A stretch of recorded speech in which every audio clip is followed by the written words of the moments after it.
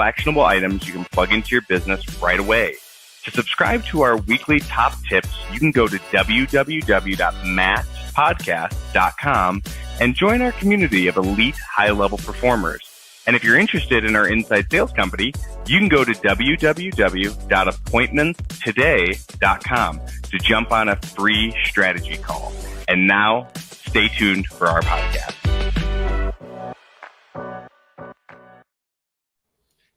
So it's funny, I just realized I'm wearing the same shirt that I was wearing when I was walking down the little intro area of the video. That's hilarious. Anyways, what's up, Heath? How are you, brother? Good. How are you doing? Thank you for inviting me to the podcast. Very excited. Yeah, on here. Absolutely. Well, for everybody who's been living under a rock, they don't know who Heath Hall is. Why don't you go ahead and introduce yourself, tell everybody a little bit about yourself. My name is Heath Hall. And been in the mortgage industry for about 30 years. Just recently got into diversification when it comes to life insurance, annuities, and estate planning. Worked with Family First Life, great company. Recently, in the last couple of years, opened up a health spa, and also own a medical grow facility. And right now, I'm real excited with basically being a living benefit specialist, and I like helping people when it comes to their finances and basically giving them the insight in how to develop and diversify when it comes to assets and preparing themselves for the future. I love it. Well, you got a lot of diversification going on. So you got mortgage, you got medical marijuana, you've got a health spa. You've also got crypto, which actually I have you to thank because I've come up on crypto and made some money, which is always good. But why don't you share a little bit about some of your experience with crypto and what do you think are some of the best places to put money into right now as far as that goes? Well, I like to diversify when it comes to, I always like gold, silver, having a tangible asset. Just recently, probably over the last 4 or 5 years, got into crypto. Now, I was really against crypto, didn't like it because you couldn't touch it, and just got to learn more about crypto and experience and going through the trenches on, why is it the future, what to expect, and what not to do and what to do when it comes to crypto. Crypto is more of, time in the market mostly than timing the market. If you're going to sit and get quick type of scheme, you're not going to do that. So there's a lot of different things that you need to do when you get into crypto. You need to research the coin, you know the utilization of the coin and why you think it's going to propel and be such a dominant coin.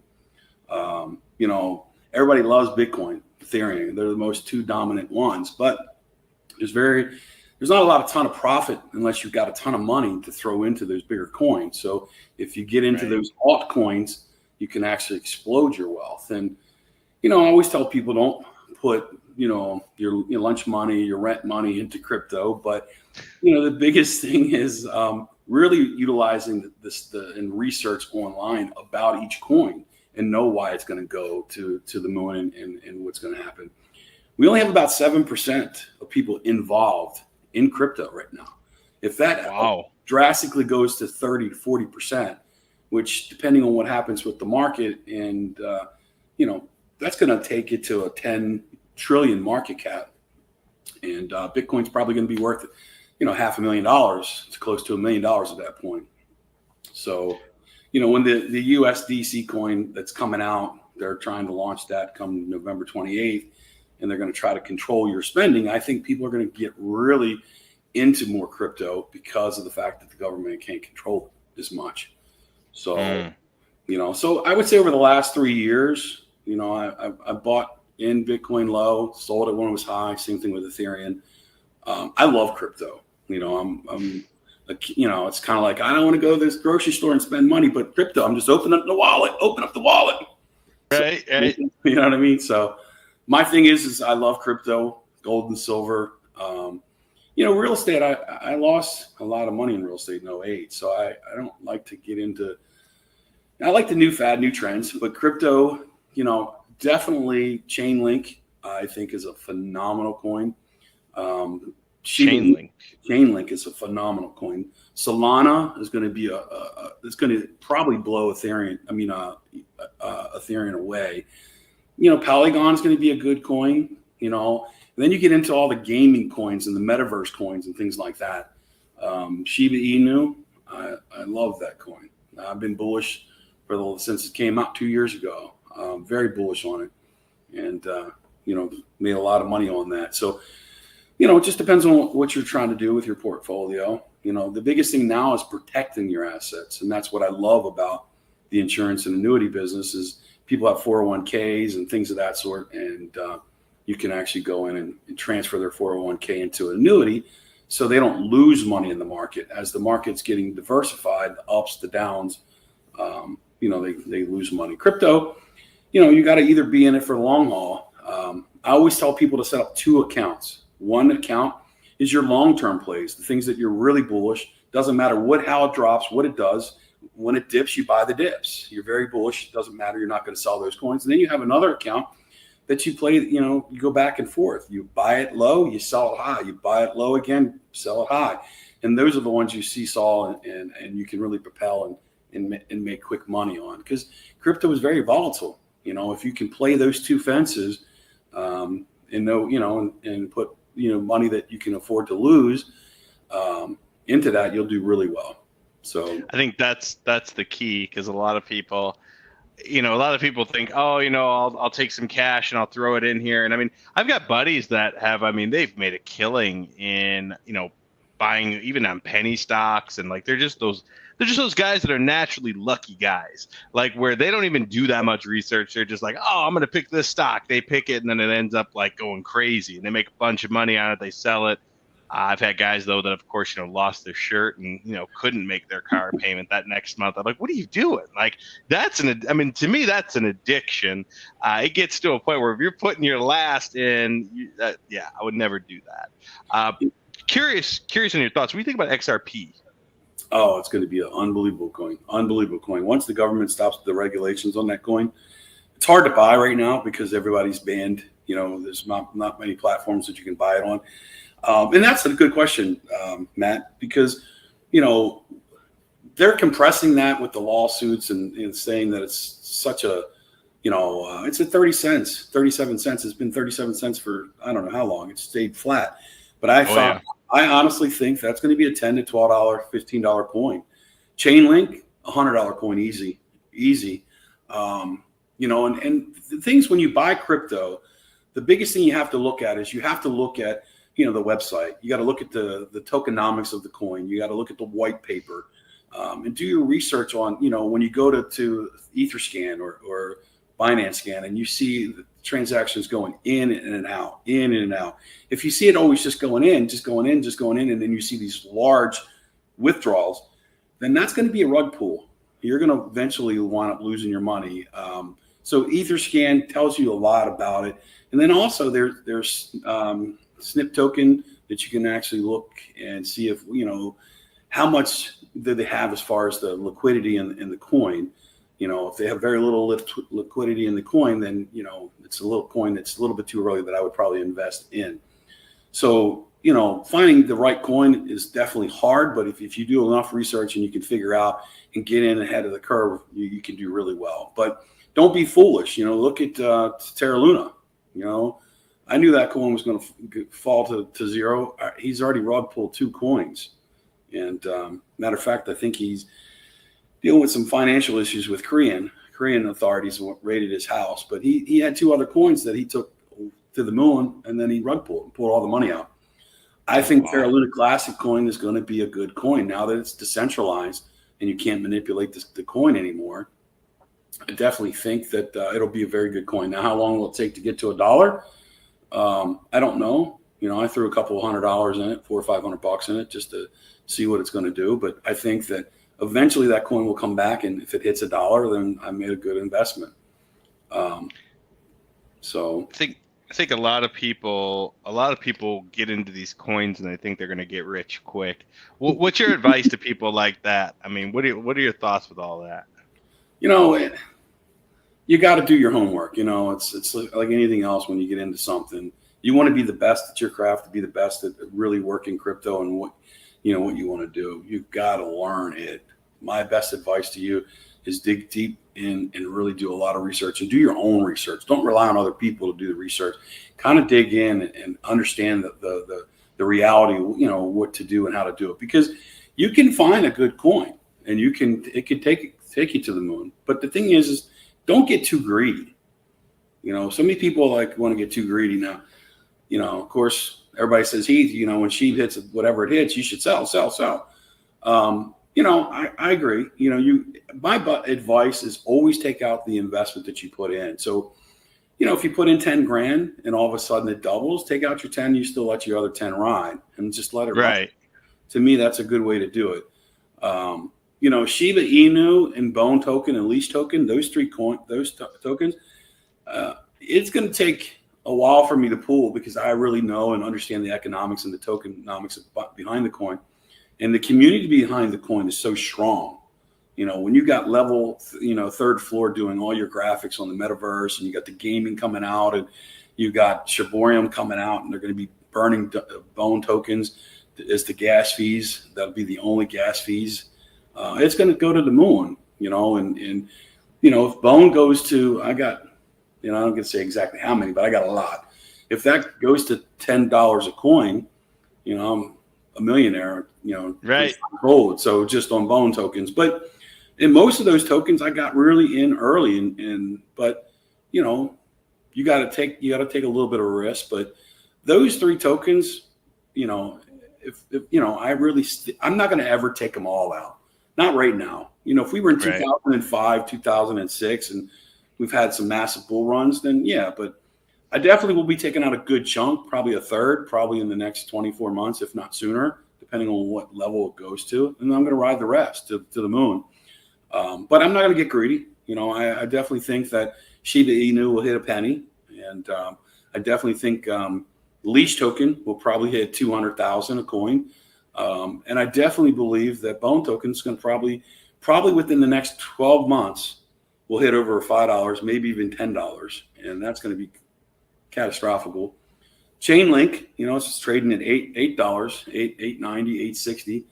I don't see that being any less than a $50 coin. And I truly believe at the peak, it'll probably be over 100, 150 a coin. Solana, I think that'll peak probably 1,000, 2,000. And that's one of the things I will give you a little advice. Anything that's on Ethereum platform, when the 2.0 comes out, which is September 19th, they say the 15th through the 19th, it's going to skyrocket anything that's on Ethereum, because the gas fees are going to be so inexpensive. So when you're looking at trying to find those mid caps, you're going to want to find a gaming token or a token that has good economics and good tokenomics, something under Polygon, which is an Ethereum coin, something under Solana. And you can get probably a coin, not to give any names because I don't want it to spike up and have, give people false, but there's probably I'm going to say at least 10 tokens that are under those platforms that are going to 100x, 1,000x, probably pretty soon. And you can ride that out. Me personally, when it comes to those type of tokens, those intermediate altcoins, I wouldn't ride too long. If it starts to spike up and you get a 50x, 100x, I would count your law. I would pull it all. Don't be too greedy. A good bull run's probably going to go max 3-4 months of a good steady up-hand, maybe a month and a half. But I think right now we're going to see, we're in August. I think next month is going to be a phenomenal month for crypto. I think it's going to skyrocket. I do think we're going to see a fall. And I think that's going to be by midterm. By, I would say November, December, I think we're going to see a fall when it comes to crypto. But to what extent, I'm not too sure. But, if the economy goes the way I think it's going to go, Matt, I think people will be hurting. And that's one of the things, the recession, we're in a recession right now. We did 2 quarters of recession and $3 trillion in assets lost right now for people's retirements, 401ks. We've had $1 trillion in crypto gone. We've had 81,000 crypto millionaires lose it all. And that's all within 7 months. So it's crazy. And now they just passed a bill, $739 billion to funnel into IRS agents and this and that. And the biggest thing I think that is the worst is, they want to, obviously look at your bank account, anything over 600, and they want to see you buying crypto. They're going to, as soon as you have crypto on your bank accounts, they're going to obviously go there and audit you. It's a way that they can scoop up an audit. So, to me, diversifying, putting money in gold, silver, stocks, I'm not real fond of. That's one thing I do like about the annuities that we do sell when it comes to that. It's not in the market with the S&P, but it does reflect the market. So, you gain when the market goes up, but then you don't participate in the losses. So, but crypto is a good way that you can diversify and, throw in 1,000 a month, 500, whatever you can afford to lose is what I would recommend that you put in. And then the other thing that I would recommend too is making sure that you're on a good platform. I've had a couple friends that go on, and they get on their wallets, and then all of a sudden, they forget their 12 phrase words and they lose, they can't get back in. You got to spend some time and really make sure you have all your P's and Q's in a row, and make sure you write down things. Coinbase, for instance, is big. They made a ton of money last year in 2021. Now they're hurting. BlackRock, I believe, is in negotiation right now. That's probably going to buy them out. And I'm not a real big fan of BlackRock. In 2008, the government came in and they said to BlackRock, you need to help us out here. And they bought everything on 30 cents on the dollar on all the real estate. So BlackRock just lost in the last 7 months, 1.7 trillion in assets lost.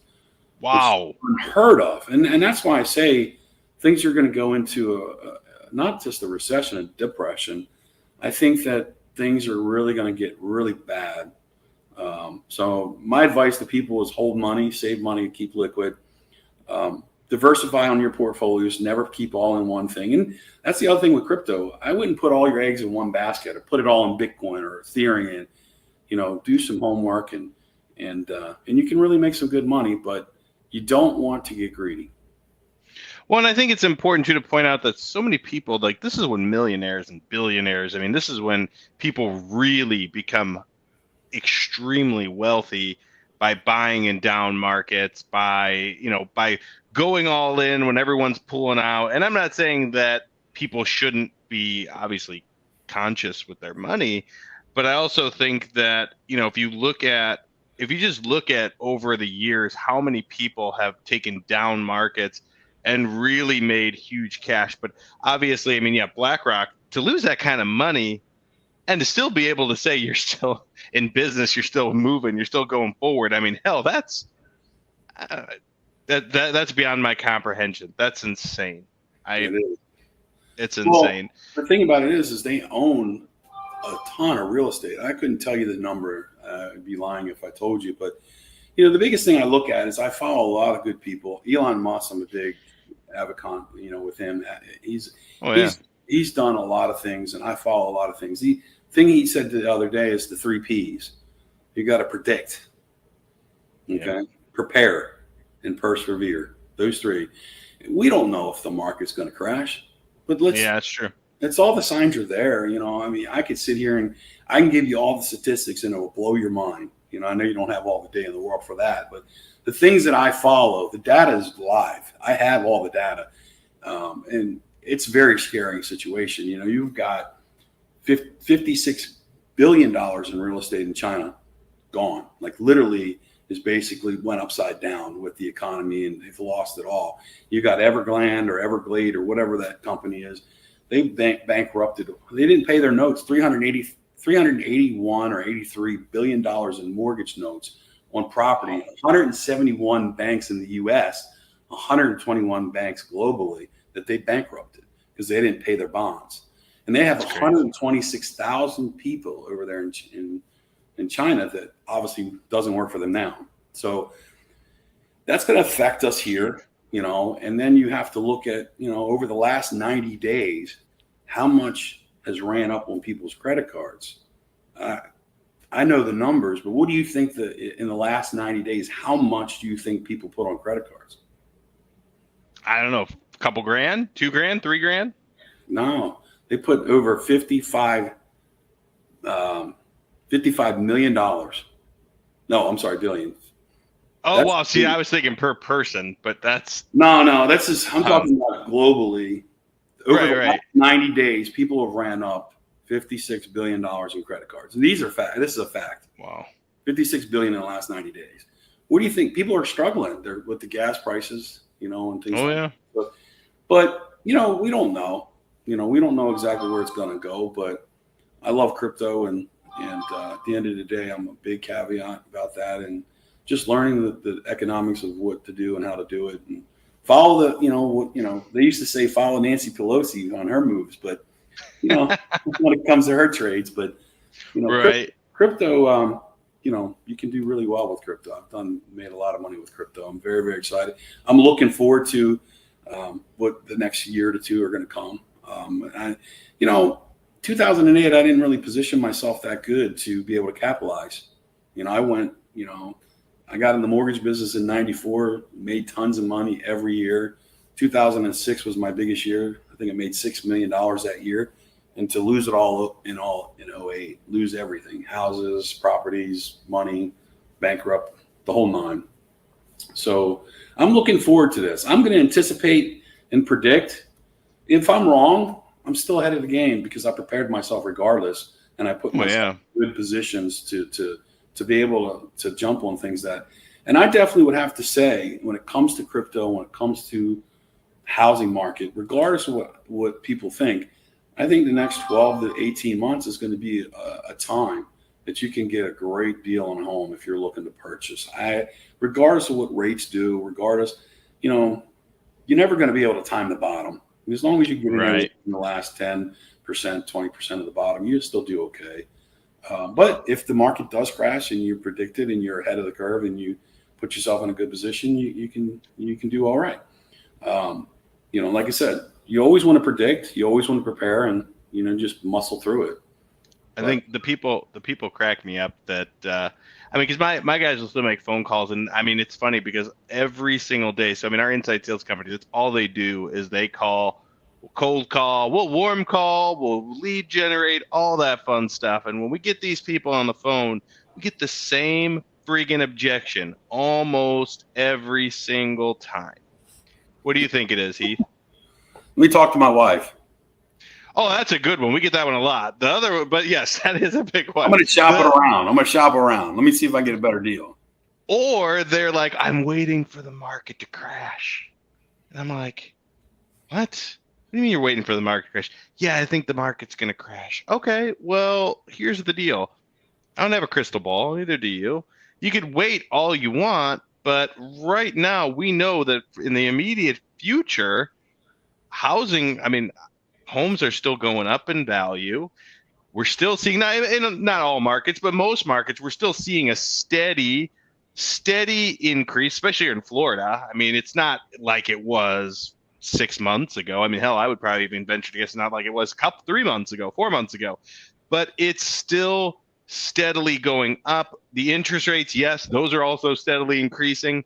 But a lot of these guys sitting there saying, the market's crashing, it's going to crash. And then they're trying to guess. They're like, I'm going to wait.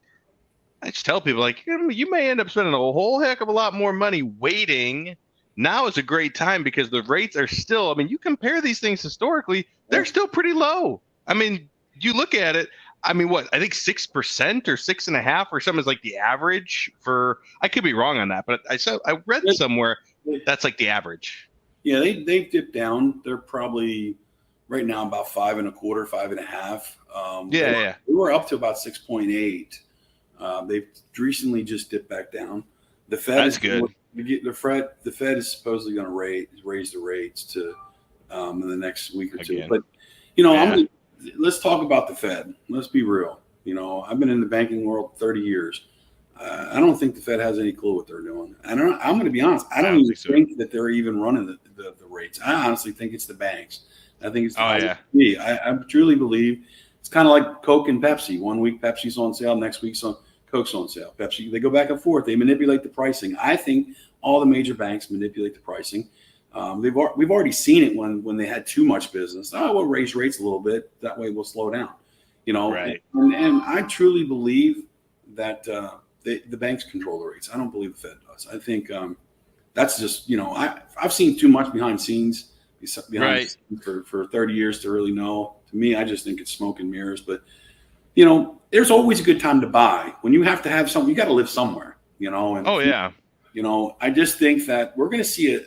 And, June was a tall tale on housing. Listings were up 18%. They were up 41% last month, up 41% in Tampa, which is the number one city in the U.S. right now where everybody wants to move.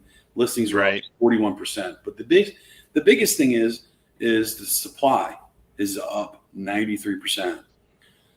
Mortgage applications are down 53% previously from this time last year. That is the biggest tale right there. You got so much supply and so little demand. Right. And in order to make that happen, to make things happen, you're going to have to lower your price in your house. Now, do I see that it's going to crash the market and your house that's $700,000 be $100,000? I don't think it'll go that low. I definitely think it'll probably be about a 60% correction. Over the last 2 years, it's been a 40% increase in property value. Oh, it's crazy. In 2008, the guy that predicted the crash, you ever seen the movie Big Short? He predicted that it was going to crash, and it was 8 times your income to buy a home. So if you made $80,000 a year, you bought a home for $640,000. What do you think it is today? It's 8.5%, 0.5% higher. So and it's definitely higher. The cost versus buying. Before it melted in 2008, it cost you $650 more to buy than it was to rent. Right now, it's $850 cost you more to buy than to rent. So $850. So it's actually more. Buying a house is more than. It's $200 more what it was in 2008. So if you go buy a house today, you buy a home today, it costs you $850 more to buy that home than it is to rent. And they go by statistics. This is facts. This is not my data. So, you look at all the money lost, the crypto loss, you look at the market, you see that the market kind of stayed at the level of the 1st January, March, and now you're starting to see this.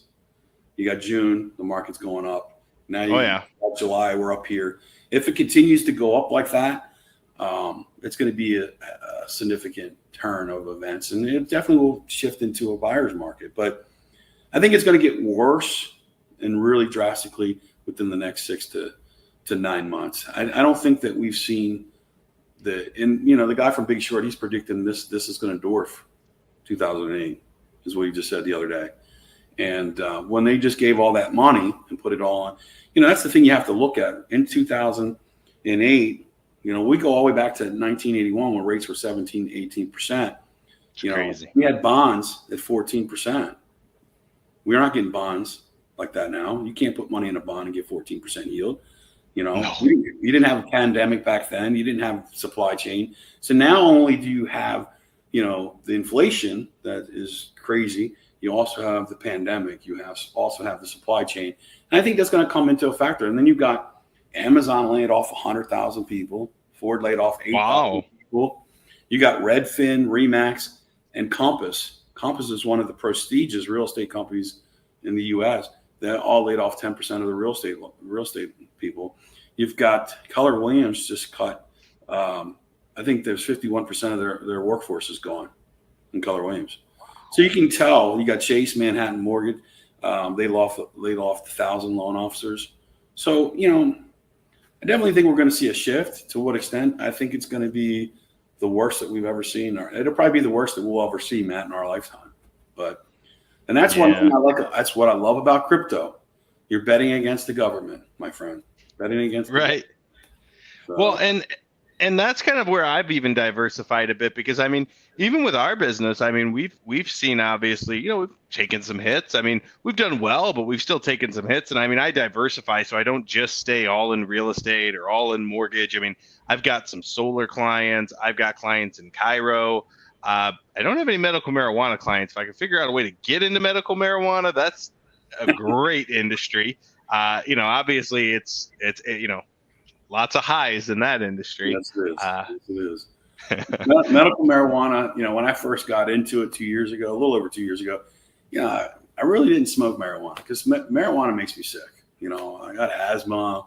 I didn't see any benefits out of it. If anything, I was either puking or going to the bathroom. But anyway, whole nother story. Right. But I got into marijuana due to a significant other, a woman that I dearly love. And she, didn't have to talk too much in my ear to get me into it. I'm just excited to be a part of it. And now I know a lot about marijuana's different strands, how to grow, what water temperatures, humidity, circulation, CO2, things that you need to really diversify to be able to have a good plant. You think that you can just throw up, some water in a pot and, put a seed in there and start growing. But there's a science to it. There's definitely a science to it. And I like the fact that, we have real organic, good, clean bud. Our highest that we've tested is 31% THC on a consistent basis. We're around 24 on a consistent basis.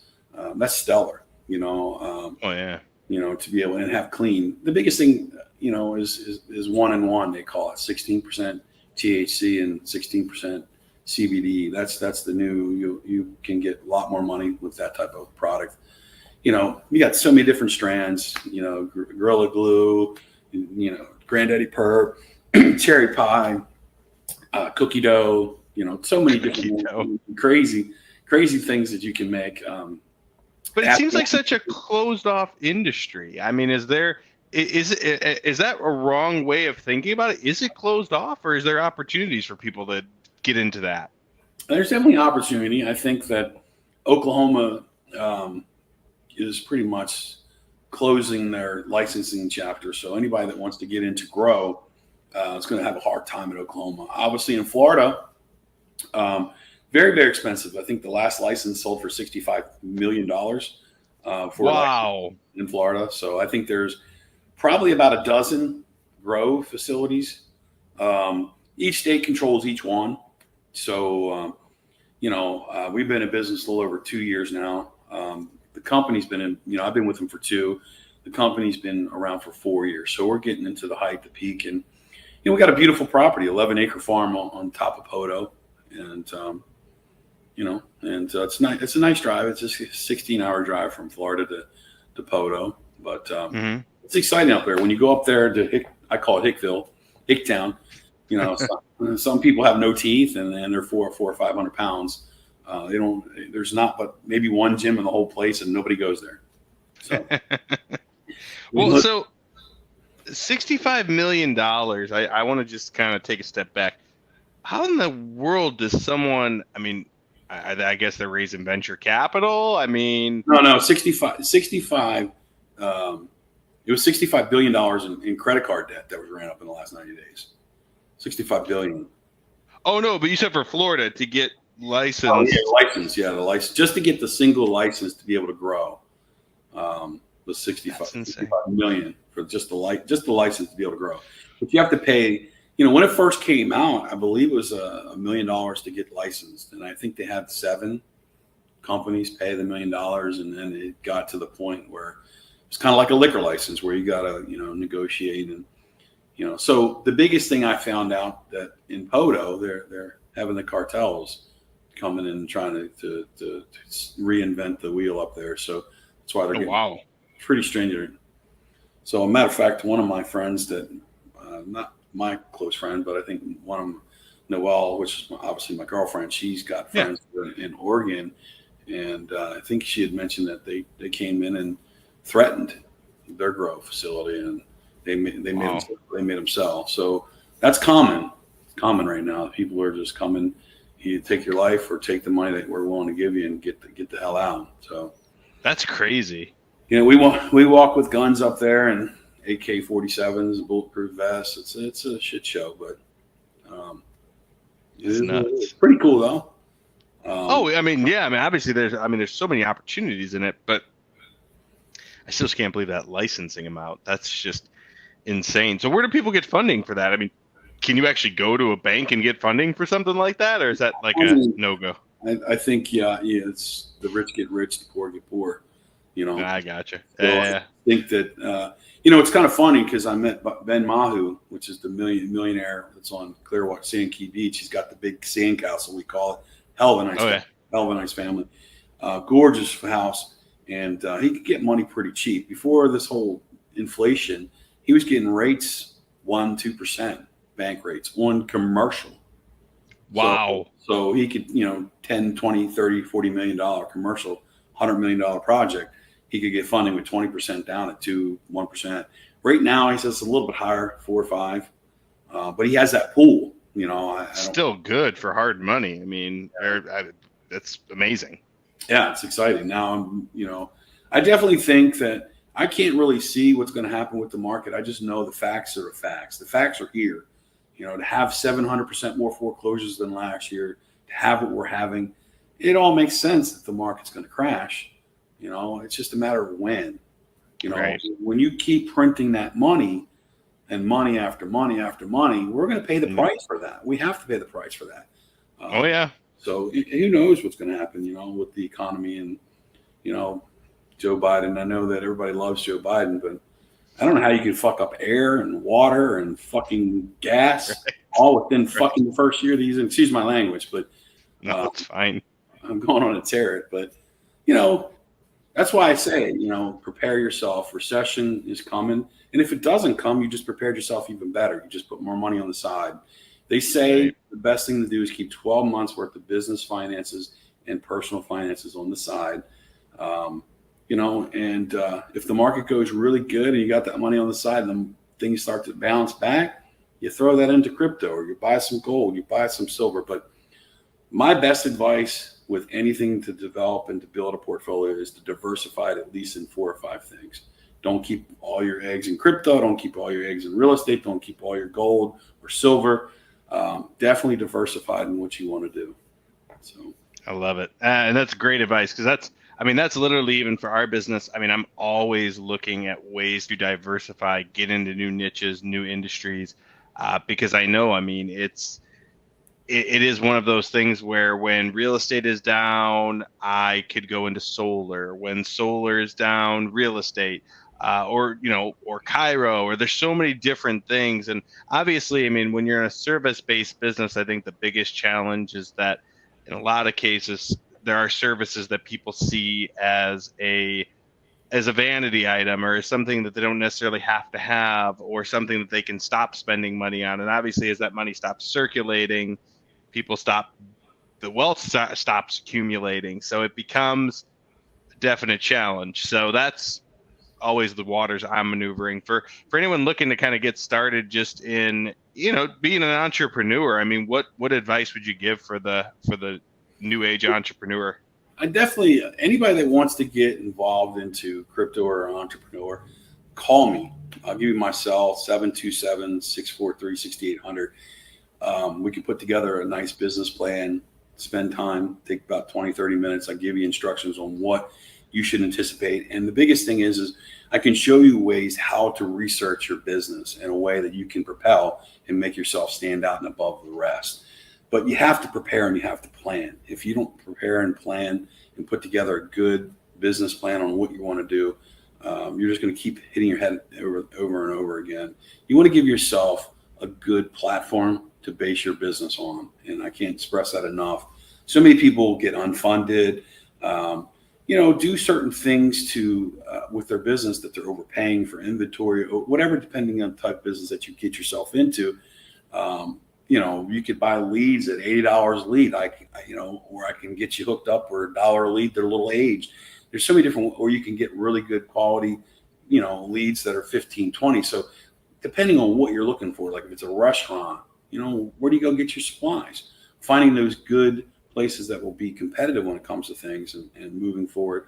So you're not overpaying for things and things like that. The other thing too, that a lot of people don't do is when they build out a space or they get a restaurant or they get a business and they have to get, a retail space, don't be afraid to negotiate and talk with the landlord and have them pay for the build out. Everything's always a negotiation, That's true. So the only good thing, I'm basically redoing my space in my office and I'm getting the same rate as I got 5 years ago. And he's putting $130,000 worth of new stuff and renovating the whole place for free. It's about negotiations. I've been a long-term tenant. He doesn't have the whole place filled up. And I took advantage of the situation where I could obviously get things done and more favorable for me. So there's ways to do that. You just have to know how to do that. Man, you should have like the Heath Hall closer school, kind of like how Brad Lee has. I You know something follow funny? I like Bradley. Brad Lee is actually really awesome. So it's funny because Brad DeMint turned me on to him, and I didn't really know. Same thing. Yeah, I didn't really know a whole lot about him. I mean, I used to follow Grant Cardone, and I'll say, man, I'm gonna lose some people for this. I'll say that to say this. So Uncle G, don't get me wrong, he's got some cool stuff, but I feel like he spends more time selling his own shit, just like buy this, buy this, buy this, buy this, and he doesn't teach. I mean, again, that's just I bought both sides stuff. I just bought Closer School. I bought into, Grant Cardone's training, and I will say he's got a lot of amazing. Grant Cardone has a lot of amazing training. I read almost all the guy's books. He's got some really good stuff, but man, like Brad Lee's stuff is freaking next level. Like I watch these old videos that he has from a couple years back, just closing people, like how to close, how to continue to peel back objections, and I'm just like, man, this guy is phenomenal. Like it's awesome. It's totally different. Well, I think. Okay, I'm sorry. No, I was going to say, I mean, I think skill is, I think if you're going to become a new entrepreneur or whatever, going into any space, you got to work on your skills. I mean, your closing skills, your sales skills. And when you said negotiations, I'm like, damn, man, I would love to have you negotiate on my behalf for these types of things, because if you were able to leverage that kind of relationship where you're in this building and you're paying the same dollar amount that you were 5 years ago with all the crazy, ridiculous inflation. 5 years ago, I mean, we're like double and triple. I mean, it's crazy how much stuff has gone up. I'm paying $22.40 a square foot.